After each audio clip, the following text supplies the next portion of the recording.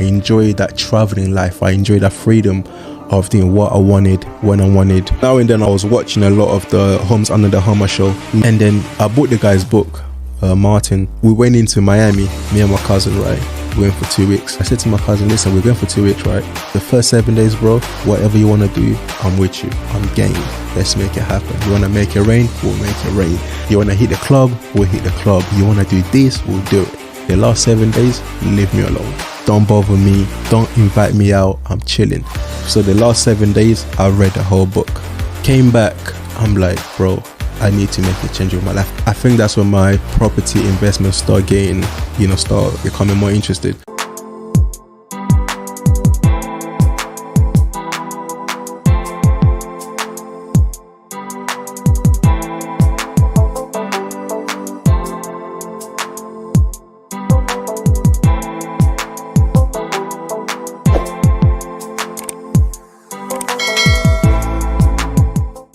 Hello and welcome to another episode of the Need to Succeed podcast.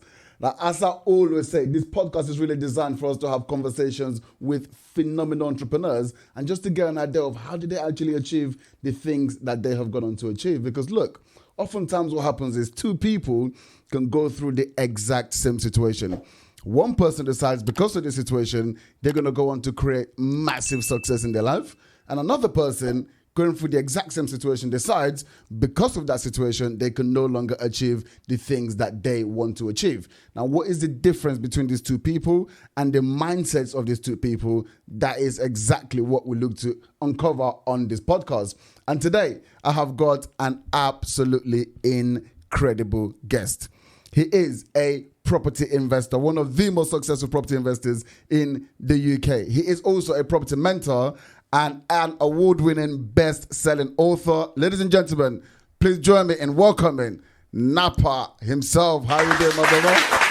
I'm good, bro. How are you, man? Thanks for having me. Honestly, thanks for coming on, man. I'm super excited about this one. We've just been having a chat off camera, and I'm super excited about the amount of value you're about to give to the guest, man. It's a pleasure, man. Let's do it. Awesome, my brother. Let's get into this. Let's get into it. So, look, we've always got a tradition on this podcast. Mm-hmm. And the first question is always, what does success actually mean to you?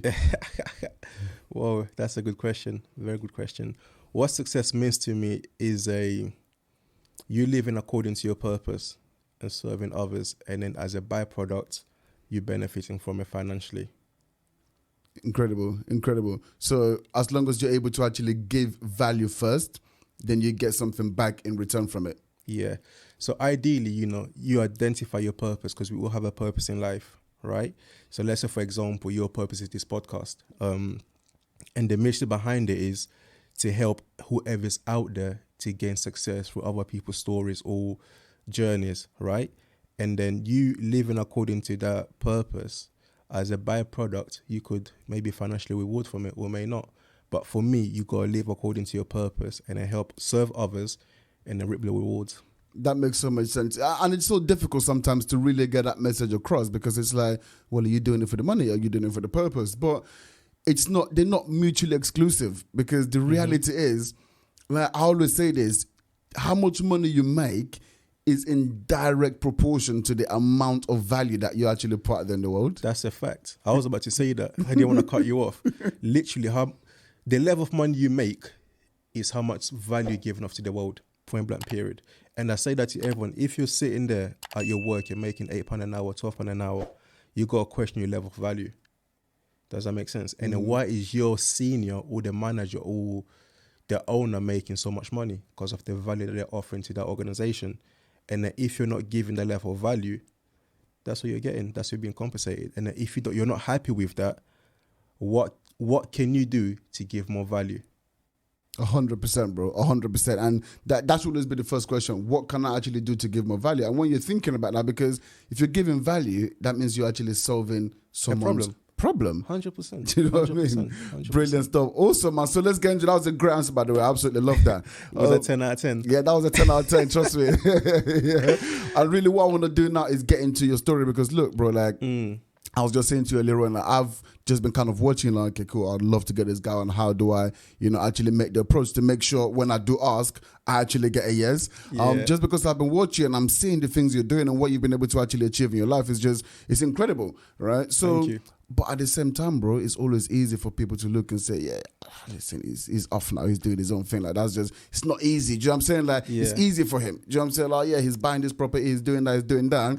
So I want us to understand that journey. Like, where did you actually start from? Where did you come from to get to where you are today? And hopefully, we can share some lessons, with the audience. So, like, first of all, if I'm not mistaken, you're of Congolese descent. Congolese, there's two. So I'm DRC, Democratic Republic of the Congo. Okay, DRC. Okay, brilliant stuff. So were you born in Congo? Born in Congo, came here when I was like 10 years old. Brilliant stuff. What was that like? It was amazing. Growing up in Congo was great. I wouldn't say I was poor or I had a difficult upbringing when I was in Congo, because my dad was here. So we had the luxury of being money, getting sent to us. And then also the notion when you're in Africa, people knowing, oh, your dad is in Europe, they're treating us, you get some favors because they know, oh, if I'm looking out for you. Yeah, so they know my pops was, out of town, if they look out for, like in schools, places, if they look out for me, as a byproduct, as we say, they'll be compensated, healthily. So that was great. It wasn't awful. I never starved. And then we came here. Bro, it was cold, man. We came in, I remember it was a Feb. It was cold. I'm telling you. Being that little kid, used to, the warm weather, barely putting clothes on because it's so hot, and coming here, it was mad cold.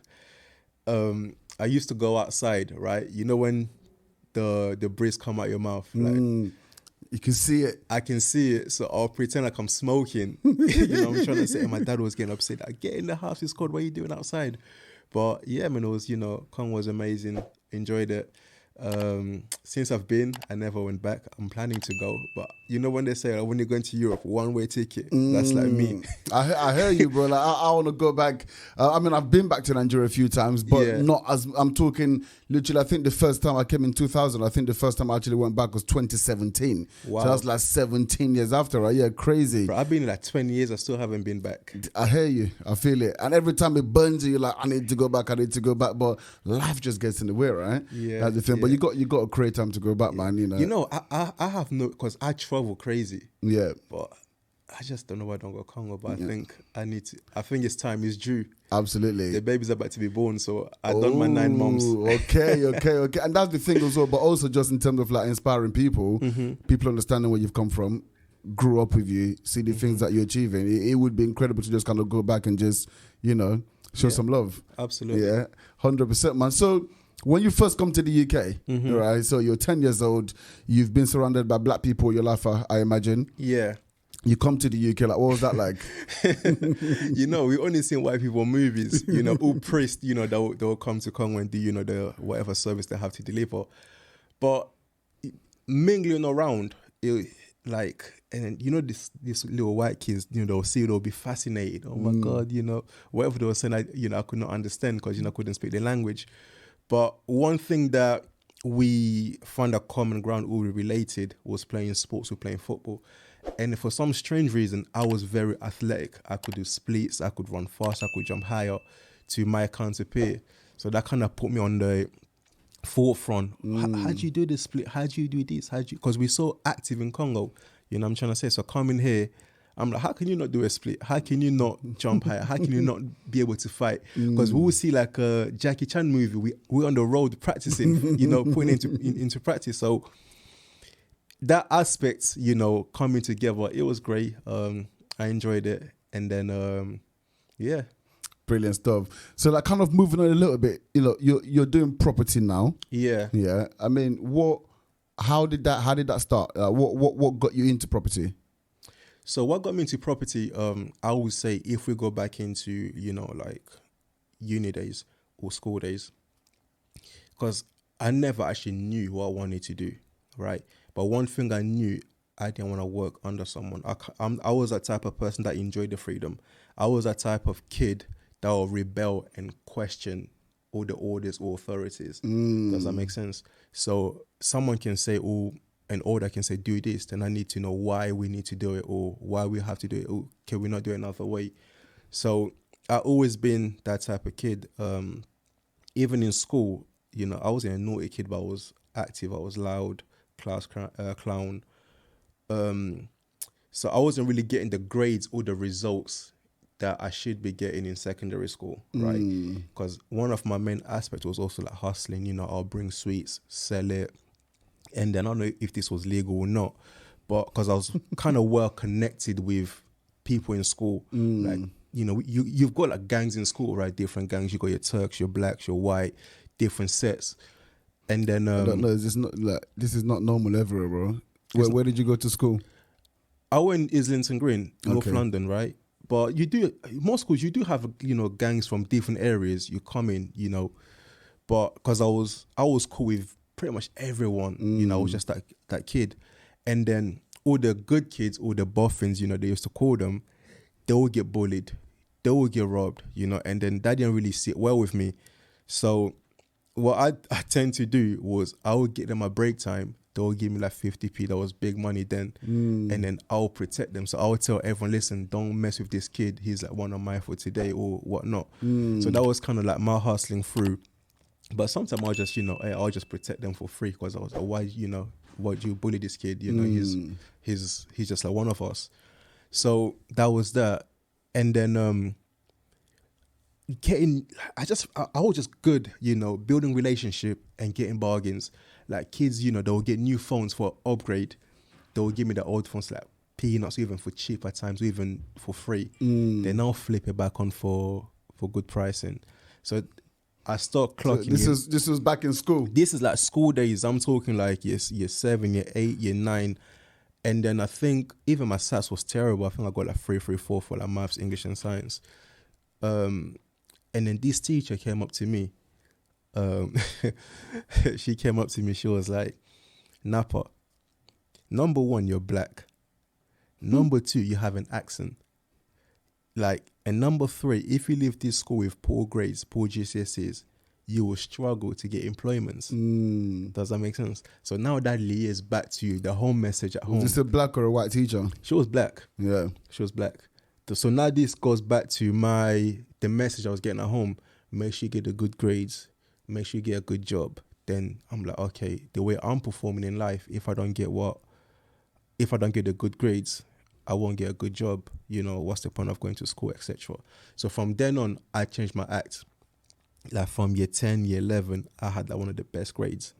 You know, I started getting up, you know, upgraded to my classes from lower set to middle set, even higher set. Was this just based on what the teacher said? That was the turning point. Because to me, I'm thinking, okay, she highlighted the disadvantages. You're black, you have an accent, you got poor grades. You know, look, you're competing against like other people out there. You know, if they're white, they may have an advantage. If they got good grades and then maybe the accent from this country, you know it to be seen. On top of you. Exactly. So I had to kind of push. So what can I do? I can't change my race. I can't change my accent. But I can change my grades. Does it make sense? So that was the pushing point. And then I was just like middle set, upper set, you know. And then went into college, still not knowing what to do. But obviously playing football, okay, let me do something sports related. I wanted to go into physiotherapy, but I didn't have the grades to take me to sixth form, so I have to go and do BTEC. So I went in, I did sports science. So with the sports science, it was 19 units for the 2 years. I've got 18 distinctions and 1 merit. Wow. Coming from me getting like D's, E's, I've done all the letters on the alphabet, even R's, just to take the mick, you know what I'm trying to say? so, and then that was doing sports science. Then going to college, university. Again, But how did you, just kind of staying with that, how did you change? Because getting E's and D's to getting, you know, A's and A pluses, that is huge difference, right? I think, if I answer your question, I think the formula is what I use in life now. It's everything has a formula to it. Everything has a process. Does it make sense? Because obviously BTEC was primarily assignment driven, and then you've got your places where your intro might give maybe 5 to 10%, but your discussions and your arguments give you the most percentage.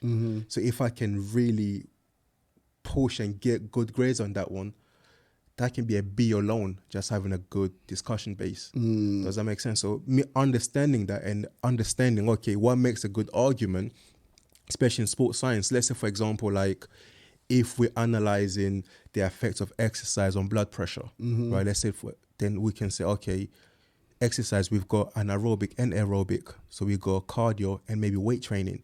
What effects they have on cardiovascular disease, on your blood pressure.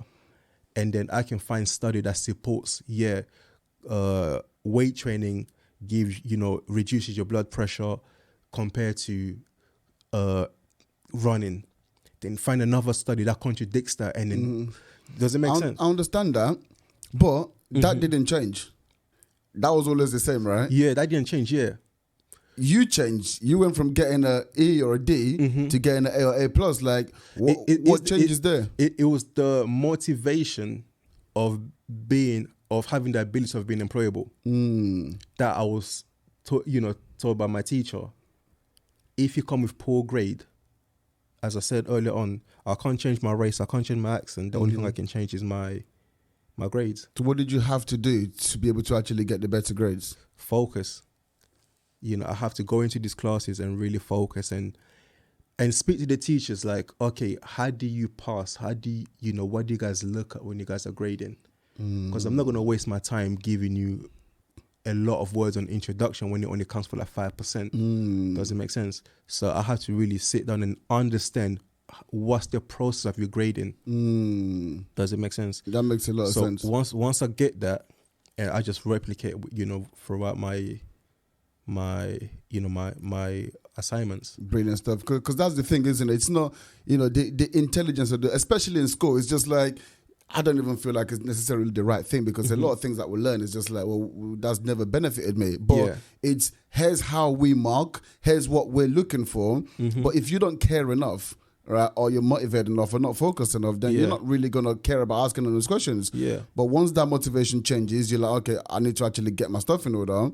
The right questions start to come up. Well, how do I actually pass? Okay, well, let me ask. And then they tell you, it's okay, cool, well, I'm just going to focus on this. Right? And as a result, focusing on that, you just see the results sort of start going up. Yeah. Incredible. Absolutely. And then went into college, what am I saying college like I'm in America? University, because we've been speaking about America, right? Went into university, right? Again, not knowing what to do. Okay, I've done sports science at college. I might as well do it at university, right? So I went in, did sports science. So from university, that's when I clocked, you know what, I'm actually smart. Does it make sense? Because my work was being used as an example on how you can do your assignments. Wow. I was clearing like A stars, stuff like that, those type of grades. And then students start coming to me, oh, Napa, show me how to do this, show me how to do that, show me how to do that. So when I was at university, I was working at W. Smith in Waterloo, right? Weekend, Saturday and Sunday. Sunday evening, I'll go back to uni in Bedford campus, yeah. So people start coming to me, oh, how do I do this? How do I do that? How do I do that? And then I start helping, right? And then I was like, you know what? I can charge for this. You guys are asking me questions. Pay me this. And then people had no issues paying money, to get their resources that they wanted. So what I'll do, I remember one time my friend came to see me at uni, right? He was like, oh, Nap, I'm starving. I said, bro, I'm broke. Like that's student loan is gone already. I was about, hold on, let's go to the library and see what we can do. The moment I went to the library, Napa. Okay, what do you want? Oh, I just want half an hour. Okay, give me 30 £30. What do you need? Quick exchange. What do you need? We walked out with money, had our food, wow, and moved on. Then I was like, you know what? Every assignment that we'll get, I will do multiple copies. Obviously, not the same. So I was like, you know what? People that come to me the most are people that came to uni, but they're still heavily involved in gangs. So they still got beefs going on. They can't attend for, whatever going on. Then, they're still gang related. And then you've got these kids, first time they experience freedom, they're going out every single night. They haven't got time to do anything. So those were like my clientele, party goers, or newly identified freedom from their parents, and then gang members. So that was like, once we get an assignment, I'll bang it out, chill, and then deadline day, I'm just waiting. Oh, Napa, I didn't even do it. Do you have this? I said, what do you want? Oh, I want an A. Okay, cool, A. That's £500. Just change the name. What do you want? I just need a D to pass. Okay, give me 250. I just need a, C. You know what I'm trying to say? That's how I was like, literally, I'll start making more money short in assignments. And then I'm like, what am I working at W. Smith for? Then I quit. So that was like, me making money through university. And at graduation, like, there are a lot of things that I've got. Oh, nah, but if it wasn't for you, bro, man wouldn't be here. If it wasn't for you, you know what I'm trying to say? So that was uni. And then I graduated. And then my dad was like, you know what, you need to do your PhD. I said, PhD? Then I asked my friend, she was doing PhD. I said, how long is that? I think we've got to do like 7 years. 7 years for what? What are you trying to discover and find? Oh, I'm trying to discover how the cells of this. I'm like, bro, I ain't got time for that. That's a long time on top of the free. Bro, I was like, what? 21 when I graduated. 22. Along those lines, I can't remember. I said, bro, that's me touching like nearly like late 30s, just studying for what? You know what I'm trying to say? And then the job market is not even looking that great. What would you really specialize in sports science? Then I said to my dad, I said, listen, man, I'll make you a deal. I'll do masters. Once I do masters, you and I, it's over. I get to do what I want to do in my life. Cool, let's do masters. So masters, I was funding it myself as well. So I was working full-time and studying full-time. Working in London, studying in Bedford. Right? Wow. So I did my masters on physical activity, nutrition and health promotion. So why did you have to do that? My masters? No, why did you have to study full-time as well as actually working full-time? So I can pay for the masters. Why didn't your dad just hook you up? I had to pay for it. I don't know. Maybe he didn't have the ability of doing so, but I had to pay for it myself. What was that process like for you? Like having to actually study full time and then come back and work? I had this big bag called a Life. In that bag, I had toothbrush, I had my deodorant, I had my toothpaste, I had my changing of underwear, towel, laptop, wherever I get to sleep, I'm clocking out. So if I've gone somewhere to a friend's house or they're close by to my destination, I'm logging out there. You know what I'm trying to say? But I'm pretty prepared. It was tough because I have to really ask for favors, for my employers, for in terms of shift patterns. So it kind of correspond with my studies. My studies. Everything, most times I was... The thing I loved about my master's was very precise. I think that what it taught me in life being... Like, my dissertation had to be 5K words, but I'm hearing others had to be 30, 50 or more. 5K is very small. My undergrad was 20,000. But with my master's, there was you have to be very precise and accurate with the message. It was challenging. That's difficult. It was very, very difficult because you have to, really... get your message across, making it make sense in a small amount of words. Cutting down is more difficult than writing a bunch of words, to be honest. When you got 20K words, you can literally just repeat what you're saying in different formulas. You can add and where it's never, you're not even supposed to add it there, you know what I'm trying to say? You can add words, but when you have to be very precise, it was it was very, very challenging. Did my master's because I never really done it for me, so I didn't really care about attending the ceremony. All I knew, I passed. What I got, I had no idea. I never bothered to care. My mom was very upset though, because they really planned out. My kid finished his master's.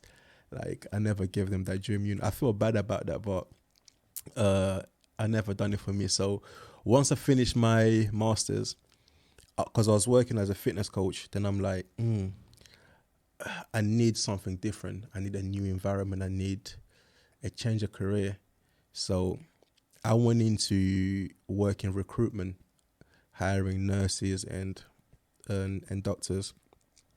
So when I went into that, it was great in a sense of it was a different environment. My first time working in an office, the office politics was new to me. Seeing people, I don't know, everything was brand new. And then me going to work dressing the way you dressed, it was new to me, because I'm used to my trackies, I'm at the gym, speaking to people. I might do a quick couple sets, taking the tube. It was exciting at the beginning because it was new. Then I'm like, bro, like I'm catching the first train at King's Cross, so I can go to Boston Manor to work. That's like an hour. Then it started to take a toll on me, but the motivation started to come when I see the owner of the company. Everyone was scared to speak to him. Like he would come in, everyone start behaving, pretending to do work. He would come in, couple minutes, see what's going on. He would bounce. And then at the office, there was different companies. So we had the recruitment. He had one finance company. He had one company who was trading stocks. Like there was a lot going on in one space. And then I was curious. I was like, okay, let me go and speak to him. Oh, what do you do? How you started? He was a young from Ireland. I came to the UK when I was 16. I just took a plunge. I went into this. I went into that. I was an electrician. Like a vague story, but what he's doing now. And his brother works for him as well. His brother works for him, but lives in Spain. So this guy catches a plane every single day to come to work. I'm like, why don't you just live here? Maybe they got the money to do so, But yeah. But he had a Bentley, right? GT. I remember his number plate was BH, but I won't say the first word, the first letter number. But it was BH. This guy, when he comes, he's there. The rev, the sound, of the car. So whenever he comes, I will go and just daydream looking at the car, Why's that? Bro, I admire the guy. He was so powerful. He would come in, everyone would change. Attention. Yeah, everyone's starting to behave. The language changes, the posture changes, the clothing, the buttons are up. He'll come in, couple minutes, goes, and he lives in a Bentley. He lives with his Bentley. And then for some reason, I managed to find his home address, right? Obviously with the company. And then I Google Earthed it, but this guy lives in a massive house. I was like, right, this guy's actually living the dream. And then we had a Christmas party. I started speaking to him more, Then I called my boy. I was like, bro, I think we should start this business. He was like, well, recruiting nurses? I was like, yeah, I got all the database. I can steal it, I got all the database, I can just steal all the nurses. And then, we get in touch with them. We just go find hospitals, da. But then when I started doing more research about the compliance, I was like, bro, this is too long. We can't do that. And then we went into Miami, me and my cousin, right? We went for 2 weeks, went into Miami. So obviously now and then I was watching a lot of the Homes Under the Hammer show. So I think that's when my property investment started getting, becoming more interested. I was watching that a lot, watching it. And then I bought the guy's book, Martin. So I said to my cousin, listen, we're going for 2 weeks, right? The first 7 days, bro, whatever you want to do, I'm with you. I'm game. Let's make it happen. You want to make it rain? We'll make it rain. You want to hit the club? We'll hit the club. You want to do this? We'll do it. The last 7 days, leave me alone. Don't bother me. Don't invite me out. I'm chilling. So the last 7 days, I read the whole book. Came back. I'm like, bro, I need to make a change with my life. I'm not satisfied. I don't feel fulfilled being here. I feel caged. But again, I felt homesick. I'm like, bro, I enjoy that traveling life. I enjoy that freedom of doing what I wanted, when I wanted. But here, if I want to go away, I have to ask for permission. I have to put a holiday form. It has to correspond with, with other people. It was too much. And then I said to my manager, you know what, I'm sick. I went home during my shift, right, when I came back from States. Went home. Luckily, I got headhunted by the body coach, right? So they came to me, oh, we like your experience, your background. We want you to work for us from home. I was like, right, working from home. That's another experience. I loved it, right? So So the body coach, is this like a gym or like a Yeah, personal fitness? I don't know if you know this guy. He does a Lean in 15. I think his name is like Joe Wicks. Yeah, Joe Wicks, yep. Yeah, his company, when they really started at the Okay. beginning, that's when they headhunted me. So I had a pool of clients, you know, when they give like the fitness program and the nutritional program, I was at the point of contact if they had any issues, questions to chase up. So they'll come to me. So yeah, working from home, I went for my training, came back. So when I came back home, there was a situation that happened, you know, that I don't really want to get into too much details, but a situation happened at home, and then I stood up against my father for doing so, and he didn't like me standing against the situation. So I was, you know, working, but with the body coach, I felt caged that I'm working from home, even though the idea sounded great at the start, but you can't leave your house. You have to be up. You still, you know, you have to be logged in on. I felt more lazier doing that. I don't know if it makes sense. Yeah, it makes a lot of sense. I've had to work from home at some point. So, yes, I get it. You're in a stationary position. I remember when I was doing that, at some point, I had to leave the office to just go and work in the living room just to get a change of scenery. Yeah. Like, I felt like, you know what I'm working for. I can do what I want, but it wasn't that. And then I think within 7 days, they fired me. So once they fired me, then again, I was like, hold on. I'm unemployed. I got a master's degree. I've got experience nationally and internationally because I've done a couple work experience in America. Now I'm unemployed, and I had no desire of going back to work. Does that make sense? I literally had no desire to go back to work. So I called the agency that headhunted me. I said, listen, this is what happened. What's next?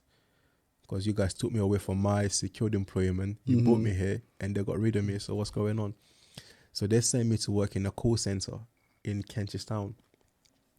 Then I'm like, bro, like that's mad. Like I'm coming from all my accolades and then I'm in a call center, you know, getting £8 an hour from a salary job, like selling solar panels. I'm like, okay, cool, let's do it. Then we started doing it. But then so when I started finding my interest in property, I started attending seminars, you know, just going to property networking events, the free ones, right? It's after you came back from America, right? Before the body coach work. Yeah, when I came back from States. So I started attending. I went for like maybe one or two. And then, so I went for like one or two. I did one training paid, but it was for like buy to let, etc. Then one lady was like, you know what, you can't afford to buy, you know, to start buying. Why don't you do like renting or sourcing? Then I looked, I was like, oh, sourcing is like more commission. If I don't sell, I don't get money. But rent to rent, you know, as long as someone is in, it's kind of guaranteed income, subject to void, etc. Rent was more appealing to me. What's rent to rent? So rent is like when you rent a property for a landlord and then you rent it back out. I was doing rent with HMO, so you rent it back on a room by room basis. Okay. But obviously you have the right agreement, the right contract, which allow you to do so. So it's not subletting. So I went into that. I did training for that. So I still remain in touch with the trainer. So when I went to work, I was working full-time 9 to 5. So I said to the manager, I said, bro, can I work 5 to 9? So I start 5 p.m., I finish at 9 p.m. So during that time, I will focus on my rent to rent. I done the training. I didn't have any money to secure any deal, but I was just taking action. So daytime, I'll just go and view properties, do my numbers, send offers, rejected, decline. You know, I was just doing that and nothing of substance was coming out of it.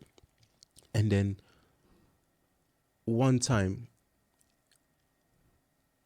it was a Thursday. Bear in mind when I said I had a situation with my dad, right? It was a Thursday. I came back. There was a letter under my door, right? So I picked up the letter. It was saying you have until Saturday to leave the house, right? Just from your dad? This from my dad. My mum had a copy. Islington Police Department had a copy. So, yeah, they had a copy. So me going to work, I'm thinking like, bro, I'm working part-time. How am I going to afford to pay rent. I just dropped my hours so I can focus on this business. Now I gotta leave my house. Where am I gonna go? You know. So I was driving. I remember clearly. I had a blue shirt on, black trousers, black shoes. That's how I used to go to viewings. And then I was driving my Merc C-Class. It was also blue, right? So I was driving plus, because I'm from North London, so my area select was South London. So most of my viewings was at Brixton, Clapham. So I have to go past the Blackwall, not Blackwall Tunnel, the Blackfriars, the bridge. So driving past that, bro, I was just crying. But I never cried. I was like that tough character. I was just crying. And what was making you cry? The sense of confusion and lost. Like, I didn't know what I was doing. You know what I'm trying to say? Like, here you go. I've got all these accolades behind me in terms of like education. I think that the pinnacle is like your master's. Your PhD. I don't know what's after PhD. But I've got my master's, so I think I'm highly educated. I've got experience within the fitness industry. And then I'm not even in that sector. And then secondly, I'm working in a call center, no disrespect, but I didn't go uni to do that. You know what I'm trying to say? Mm-hmm. And then thirdly, I dropped my hours part-time so I can focus on this new business where I have no idea what I'm doing. You know what I'm trying to say? Mm-hmm. So I'm just a little kid trying to find a way out. And then now I got to leave my house by Saturday. Where would I go? And what day was this? This was a Thursday, right? Like 2 days. Yeah, pretty much. So, drove, done the viewings, came back.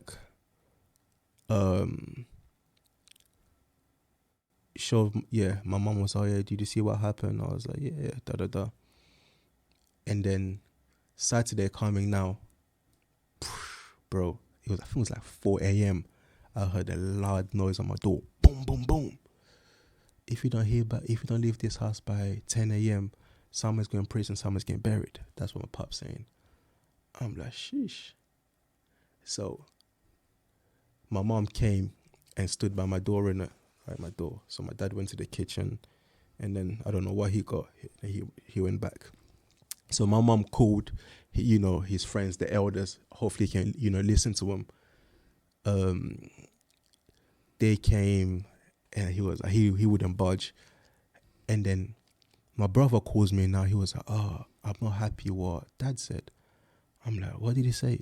He was like, "Oh, to remove your surname so you're no longer Bafikele, to change your DNA so you're no longer his son." He puked you out. Like, no one will ever eat back the puke. You'll never be successful. Whatever you do in life, you will not go anywhere. Then I'm like, bro, like what? Then what's the point of being alive if this thing will be up on you? Also coming from, African descent, we take this thing serious. Someone cursing you, especially from your dad. Blood. It's serious. And then I'm like, sheesh. Then I reminisce on the story in the Bible for Cain when he got cursed by, I think it was like God or Abraham. Someone, cursed him. He just wandered around because killing his brother Abel. Then I don't want to end up like that where you would do all you need to do in life to be successful, and then it doesn't happen because someone said a word up on you. Does that make sense? 100%. So to me, I'm like, bro, hey man, with everything that's going on, I'm done. I'm clocking out. Finito, it's done. It's over.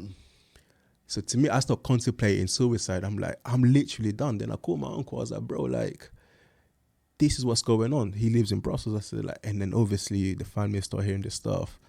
Because my dad is quite stubborn as well. I'm like, it's too much.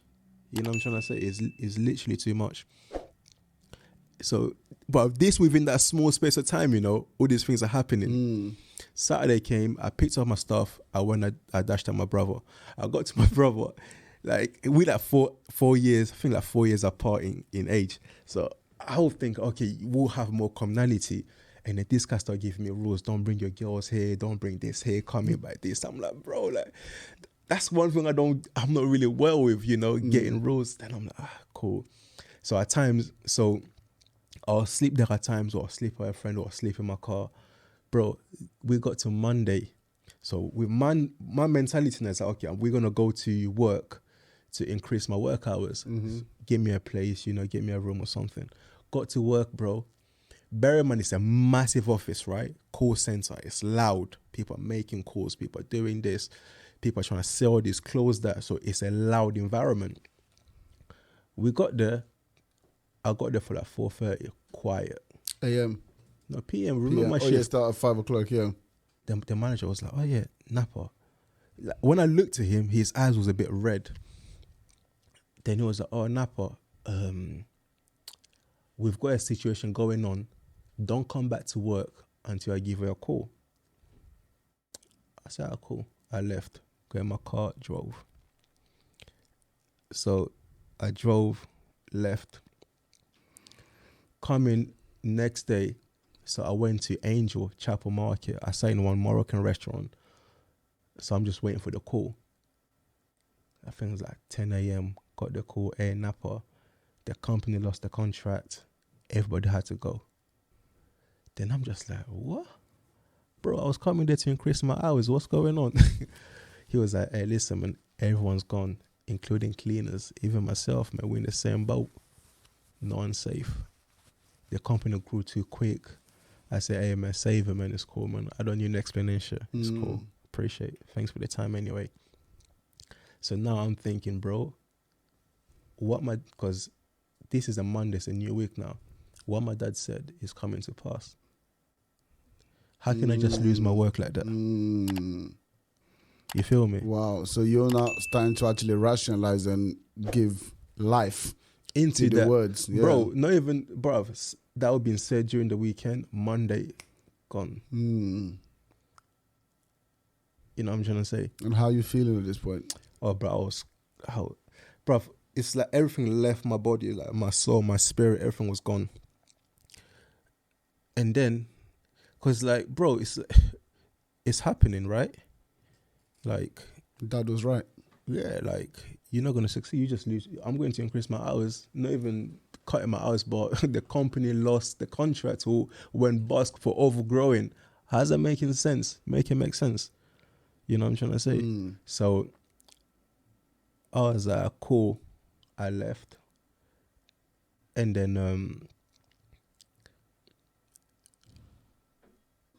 I went into, if you go to King's Cross, right? Not like the actual station, but if you're heading to where 63 goes, there's a travel lodge, right? I parked to the side. Bro, I was just crying. And then knowing my mom is a softie, like, you don't want to put the emotional burden on her. I was crying. I just called my uncle. I said, bro, it was great knowing you guys. I'm out, man. Case closed, it's done. And then I went into Google, what's the best of, committing suicide? People are evil, There's a list as well. Drowning came up. I was like, oh, you know what? That's fair. I can't swim. Let's make it happen. Jump into my car, Blackfire Bridge. Let's go. Driving, crying on the way. You start reminiscing the good stuff, all of that. Wow. Got there. So I think there was work still going on that time. So I parked to the side, 4x4 one. I started having a conversation. I don't know. I was having a conversation, I think, with God or someone. And then someone asked me, so you're going to end your life? I said, yeah. So the going got tough, you're going to quit. I said, yeah. Like, what's the point of being alive if nothing's going to work out for you? And then they said, you know Joseph? I said, yeah, Jesus is dad. He was like, no. There's another Joseph. Look it up. Went into my phone, typed in Joseph on YouTube. I had a minute, 60-second summary of a cartoon story, how he was sold by his family, and then he ended up making it. Then he goes, "You're Joseph." And then I think then there was a lesbian quote, I think, about when things gets tough on people's life, they will quit, etc. You shouldn't quit. And then, by the Joseph stuff, keep on reminiscing, saying that you're Joseph. And then I done a U-turn, went to my pastor. He lives in Angel as well. Told him what happened. He said, okay, Napa, I'll say one thing to you. If your dad is God, the word will come to pass. If your dad is not God, go and do what you got to do. Right. I was like, cool. And then that was kind of, a relief. A belief of life. Okay, you know what? Let me do what I got to do. And if this Joseph stuff is real, I'm Joseph. All right, let's see what's going on. And then I went heavy with the rent-to-rent stuff, like calling agents. So you make that like you speak to your pastor. Mm-hmm. He kind of says those words to you. Mm-hmm. Like what's going through your mind at that moment? I think it was when he said, if your dad is God, the word will come to pass. Mm-hmm. If your dad is not God, go and do what you got to do. How did you process that? For me, I was seeking, obviously I'm a believer too, right? So that word kind of gave me confirmation, okay, my dad ain't God, and then God got a journey for me, you know what I'm trying to say? And then, as they say, no weapon formed against you shall prosper. So if I'm supposed to achieve stuff in life, no one should stop it, you know? Yeah, that was kind of my belief on that aspect. And then, as I said, I just went heavy on the rent-to-rent stuff. When you say you went heavy, what do you mean exactly? Like just calling agents, man. What I was doing before, but now with a purpose. But then again, there was an obstacle. I had no money to finance these deals. And then this is where I kind of get annoyed with the property terminology when people say, oh, no money down, like rent to rent. Yeah, I've done a couple of deals where there was no money down, but bro, that required like level of experience and knowledge and proper knowing exactly what you're talking about, how to structure it. And also coming across a motivated landlord that will be open for that, you know. So going to the notion of that no money down, bro, you got to pay deposit, you got to pay rent. London ain't cheap. You know what I'm trying to say? So, but I was still doing it, right? And then my next worry was like, okay, cool. Now I've got this motivation. I need to pay my car finance next month, my insurance next month, my phone bill. How? I ain't got nothing, you know. And I've been kind of living off the credit card a little bit. I got to make at least a minimum payment. Mm-hmm. So I was at my friend's house in Houston. Then I got a message, hey, Napa, where you at? I'm in Houston. He was like, okay, come meet me. I was like, where? He goes, give me a location. I just landed I landed in Heathrow, so give me a location.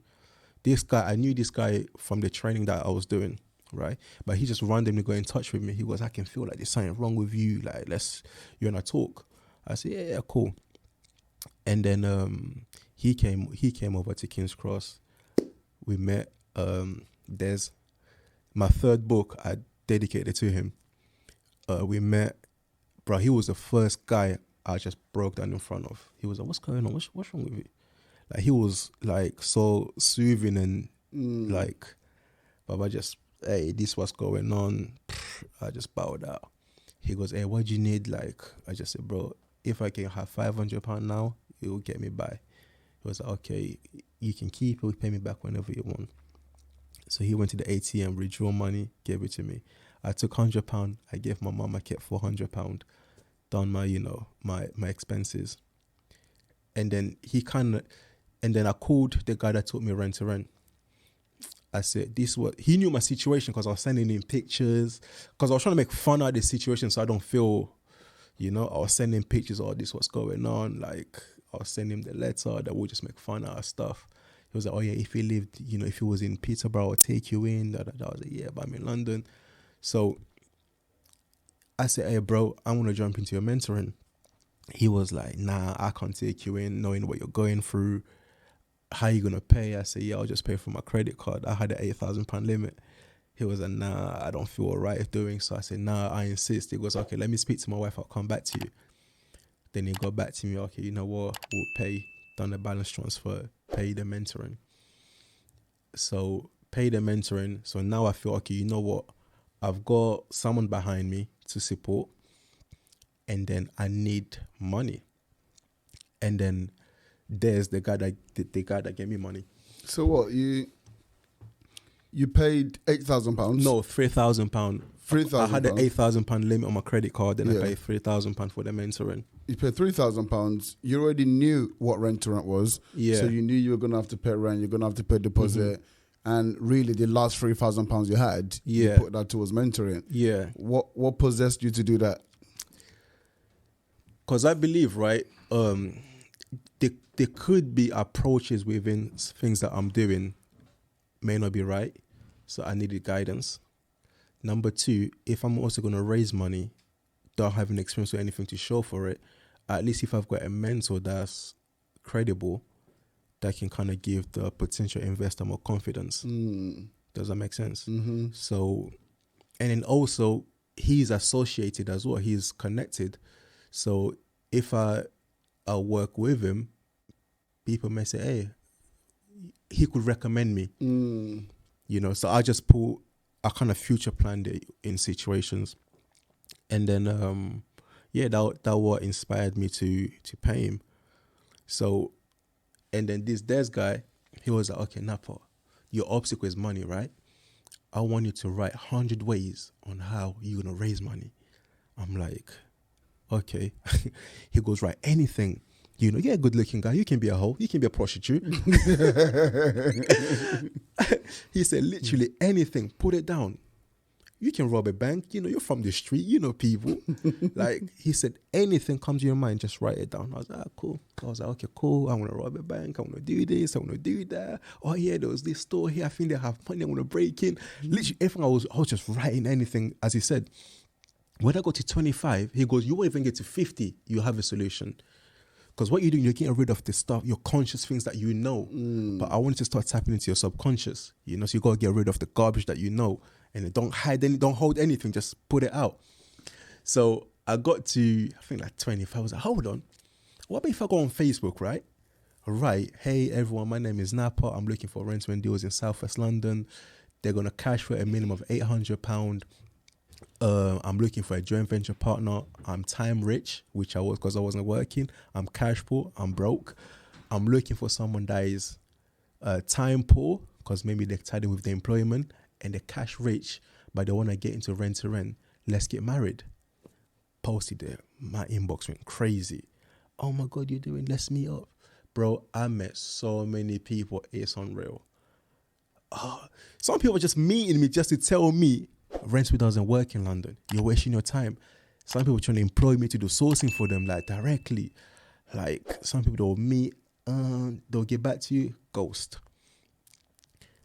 And then I was just chilling. I was at church doing the installation. Then I got a message, someone saying, "Hey, I saw your post. Would you be up for, to meet up? I'm in Maswell Hill." I was like, cool. I think I finished church at this time. We can meet up. Jumped to the bus 43, went to Maswell Hill, met them, and then they were like, "Okay, I've got this amount. I want to do rent to rent. Would you be able to do it?" Bro, that was like another life in me, another relief. So the one thing I'll say, right, even though I was viewing properties, putting offers, I knew I had nothing behind me, right? But what I did in the process, I created relationship with agents, with landlords. So now I knew I had money behind me. It took me a week to close the deal. It was a 4-bed mansion in Southwest London. And then the JV partner was like, "Oh, I wanted to move in." I said, "Oh, bro, if I'm moving, I can't afford rent. There ain't going to be no profit because I can't pay." He was like, "Yeah, that's fine. Just move in. As long as we break even, we're good. Because you're the engine. I want you to be all right." Wow. So I moved in. So at this point, before this, you were living with your brother still? No, I was like in my car. I was here. I was everywhere, man. Wow. Like sofa surfing, staying in my car. Yeah, that's why I love that car so much. And then that car broke. I went up with the exact same car, just different number plate. So yeah, I moved in. 2 weeks later, we secured another deal. bring about £800. Then we went to another deal in East London. We converted to a HMO, about 1,500 a month. Then we just, went in. Wow. Incredible. So literally at this point, you're homeless, you're sofa surfing, living in your car, but yet you invested in yourself with someone say, okay, you know what? Yeah. Here's a way that I believe I can actually make some money. So I'm going to invest in this, and then I'm going to do everything I possibly can, because you could have done the investment without taking action and nothing would have happened. 100%. Right? So even being in this state that you were in, you were still able to say, hey, I've got value that I can offer, right? And anyone who's willing to bring in the other half, we can actually make this happen. 100%. And ultimately, you got someone who believed in you, who believed in your message, and was able to actually come and that's the beauty, right? It's about just being authentic and putting that out there. And because you were so authentic, that person was, when you actually found the deal, say, hey, move into that house. 100%. I get your situation. It's not you trying to be fake and say, no, everything is great. I understand the situation. Move into that house. I need you to be stable, because if you're stable, we can really create something massive, right? Like authenticity, how much value do you place on that? 100%. At that time, I always say I experienced financial freedom without the finance. Because I was free. I had no job. I had nothing to do. And it also put into perspective how I need to associate myself with people that are doing the stuff that I'm doing. Because I'll call a friend, oh, I'm at work, I'm at college, I'm at school. I end up being by myself. You know what I'm trying to say? So for me to bypass and kill time, I had to take some level of action to keep myself going. But even though I was free, there was no finance, but I had to work to accumulate, the finance. Wow, that is honestly such an incredible story. And that's how the story of Napa really begins, right? Hey, that's a Napa of birth to, into the entrepreneurship world. Do you know what I mean? And, you've gone on to achieve incredible things. I said, you now got, multiple rent-to-rent deals. Now you're actually buying assets, and which is just crazy. You've written 3 books, 3 best-selling books. Everyone out there in the industry, you're now mentoring people, which is just such a crazy journey. Is like going back to the start. You had someone who believed in you, someone who mentored you, to get you to where you are. And now today you've gone out there, created all these massive results, and now you're mentoring people to take them through that process as well. 100%. Which is just so incredible. With everything that you've now achieved, you're really on an incredible trajectory right now. So this is just like a final question that we have on the podcast. Like today, with everything that you've done, what is now your need to succeed? That's a good question. I think the need to succeed, the difficult part, as being entrepreneurial, it changes a lot. Does that make sense? Because you see 1 minute, oh, I want to achieve this, or I want to help that. Like, there's so many stuff going on. But I would say being focused and then also operating within your purpose. As I always say that, because I believe that your purpose is not for you, it's for others. That's why I was so proud I was proud of Daniel Moses on what he did, because I've seen what, the start, even for myself, even most things that we do now, it's not really for us, even though we enjoy it, but it's mainly for others, people to be inspired on our journey or to learn from us so they can go and still do the same thing.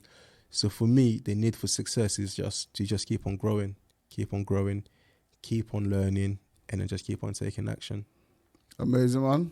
Napa Bafikele? Yes, sir. Thank you very much, my friends. Awesome. Thanks for having me, bro.